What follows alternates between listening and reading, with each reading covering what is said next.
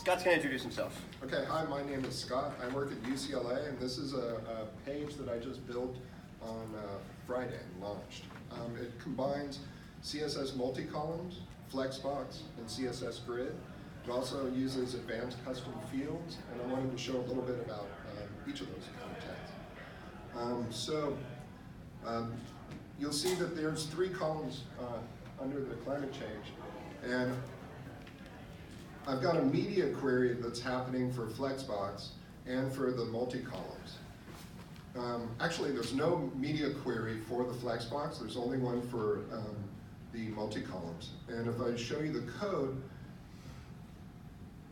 the Flexbox one has a column until you hit a media query at 400 pixels, and then it divides into rows and wraps across the container.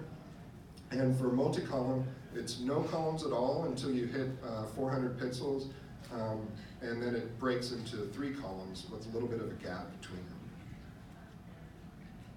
I also did a page that uses CSS Grid. That one does not have media queries. And you'll see if I have it all in one column, as it stretches, it's responsive by default, and it'll stretch into 3 columns. Nice. The code for that, I have first a fallback using an inline block, and then on the grid, I'm using a auto fit that'll fill in the amount of space with a minimum of 300 pixels and then stretch out to whatever fractional unit is available. And then I reset the defaults if grid is supported. So just by having using the auto fit, it'll be responsive. So if my screen was wider, it would go 4 columns, or it would go 5 columns, or it would go 6 columns. The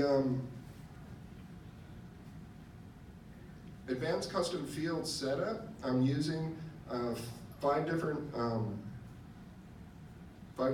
fields, and one for a title of the page, description, and a list of faculty advisors that's pulling from a custom post type of people that are in the system. So the edit interface, I can switch between tabs and I have structured content. And if you look at the page, you'll see that there's anchor tags that's based on this climate change title. And in the code, I'm using a sanitized title tag to generate the clean URL to create the anchor tag. And then I'm also using, on the grid, very semantic HTML. Each person is in an article, and I'm using an H card that identifies a person. So this is kind of an exciting page for me because it combines a whole bunch of new technologies, but also has fallbacks for browsers that don't support grid. Just briefly, where am I at? 10.5. You can, in Firefox DevTools, you can see that there's a grid layout.